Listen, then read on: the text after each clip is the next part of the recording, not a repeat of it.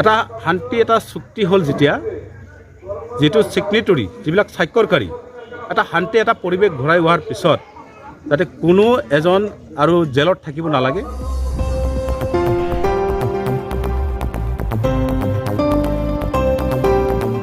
এটা শান্তি এটা চুক্তি হ'ল যেতিয়া যেটো সিগনেটৰী যিবিলাক স্বাক্ষৰকাৰী এটা শান্তি এটা পৰিৱেশ ঘূৰাই হোৱাৰ পিছত যাতে কোনো এজন আৰু জেলত থাকিব নালাগে। আমি হেতুকে ভাবোঁ এই ক্ষেত্ৰত যেটো ৰঞ্জন দৈমাৰী আজিলৈকে জেলত আছে তেওঁক অতি শীঘ্ৰে মুক্তি দিবৰ কাৰণে আমি চৰকাৰৰ ওচৰত দাবী জনাইছোঁ। আগন্তুক আপোনাৰ কাৰ্বি আংলঙৰ অধিৱেশন আছে,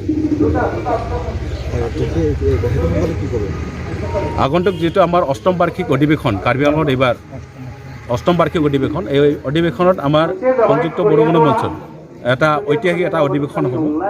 এই অধিৱেশনত আমি যে বড়ো জাতি কেনেকৈ একত্ৰিতভাৱে জাতি হিচাপে যেনেকৈ কেনেকৈ জীয়াই থাকিব লাগে বা একত্ৰিত কেনেকৈ হ'ব লাগে তাৰ এটা আমি চিন্তা চৰ্চা কৰি পেলাই পৃথিৱীত যিমান বড়ো মানুহ আছে বড়োমূলীয় মানুহ আছে আমি সকলোকে আহ্বান জনাইছোঁ। যিবিলাক বুদ্ধিজীৱী আছে বাংলাদেশৰ পৰা অলৰেডি এজন আমাৰ বিশিষ্ট ব্যক্তি পণ্ডিত তেখেতক আমি আমন্ত্ৰণ জনাইছোঁ। তেখেতে আহিব, তেখেতৰ লগতে অন্যান্য আহিব, ত্ৰিপুৰাৰ পৰা আহিব আৰু লগতে বাংলাদেশৰ পৰা আহিব, ভূটানৰ পৰা আহিব, চুবুৰীয়া ৰাজ্য যেনেকৈ মেঘালয় আছে, আপোনাৰ নাগালেণ্ড, অৰুণাচল বিভিন্ন কিবাৰ পৰা আহিব।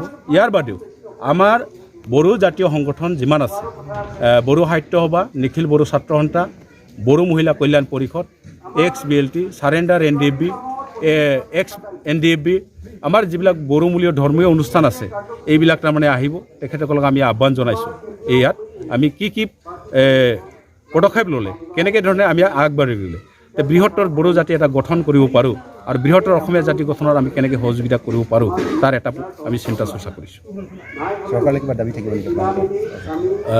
চৰকাৰে এইটোৱেই দাবী যিহেতু Bodo Kachari Welfare Autonomous Council এটা গঠন কৰি দিয়া হ'ল, তাক তাৰমানে যথেষ্ট পৰিমাণৰ আমাক আজিলৈকে পুঁজি আবণ্টন দিয়া নাই। এই কাউন্সিলখন পূৰ্ণাংগ পৰ্যায়ত তাৰমানে সমষ্টিবিলাক নিৰ্ধাৰণ কৰি পেলাই নিৰ্বাচন অনুষ্ঠিত কৰি পেলাই পৰ্যাপ্ত পৰিমাণৰ পুঁজি আবণ্টন দি পেলাই যাতে আমাৰ বড়ো এই পিছপৰা বড়ো জাতিৰ যাতে উন্নয়নৰ কাৰণে কাম কৰিব পাৰে তাৰ কাৰণে আমি অধিক পুঁজি আবণ্টন দিবৰ কাৰণে আমি চৰকাৰৰ ওচৰত দাবী জনাইছোঁ। আৰু ইয়াৰ লগতে আমি দাবী জনাইছোঁ যিহেতু Bodo Kachari Welfare Autonomous Council নতুনকৈ গঠন কৰা হ'ল, তাৰ সচিবালয় বা বিভিন্ন কাম কাজ কৰিবৰ কাৰণে আমাক এটা শকত আমি পুঁজি এটা ডিমাণ্ড কৰি আহিছোঁ 300 কোটি টকা। এই 300 কোটি টকাটো আমাক আবণ্টন দিব লাগে বুলি আমি চৰকাৰৰ ওচৰত দাবী জনাইছোঁ। ইয়াৰ লগতে যিবিলাক তাৰমানে জেলত আছে বা থাকি যোৱা যিবিলাক BTR চুক্তি যিবিলাক আধৰুৱা কিছুমান কাম হ'ল, কিছুমান হোৱা নাই। আজিলৈকে বাউণ্ডেৰী কমিশ্যনটো হোৱা নাই, বাউণ্ডেৰী কমিশ্যনটো ৰিপৰ্টো দিয়া নাই আৰু এই ক্ষেত্ৰত কাৰ্যকৰীও হোৱা নাই।